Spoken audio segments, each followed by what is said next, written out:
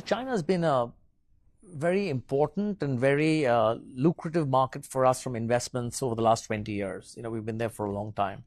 And it continues to be a significant part of our portfolio as a $18 trillion economy, which has a lot of attractive areas, which also has a lot of innovation.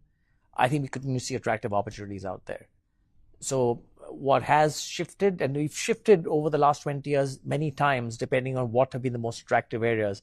We started with financial services in around 2005, moved to the internet platforms in 2011-12, moved into life sciences and innovation and biotech in 15-16, and then into sustainability a few years later.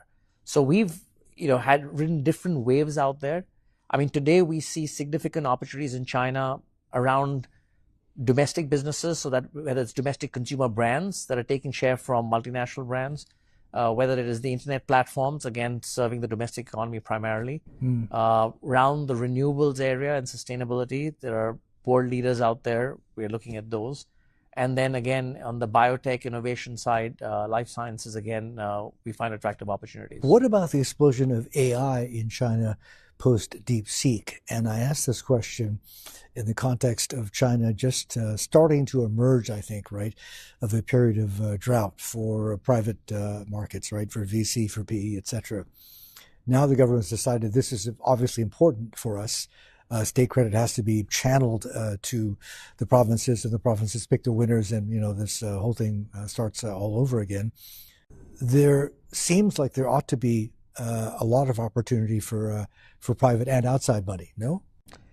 I think the biggest opportunity around AI we see in China is on companies adopting AI for their own productivity or new revenue sources. And it's particularly true for China because you've got so many tech people, engineers, people conversant with AI, that the ability to diffuse AI within companies who are adopting it becomes that much easier.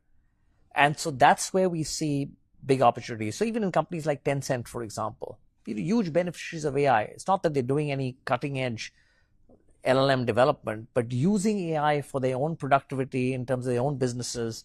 Alibaba, how they target their consumers in e-commerce, how they do that. These are sort of businesses that are beneficiaries of AI.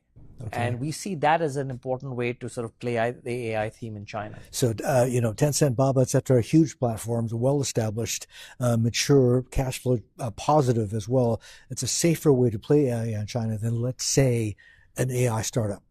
And the same true in the U.S. As I said, in the U.S., typically, it's very difficult for us to identify the winner in a new emerging sort of space out there. Okay. You have to be diversified and play across many players. And at our scale, we can't really do that. Okay. Can't have like 10 investments of $20 million each, for example. Yeah. But that's where we rely, like in the US also, on our VCs. And we are more focused on the more established companies for our direct investments. And that's no different in China.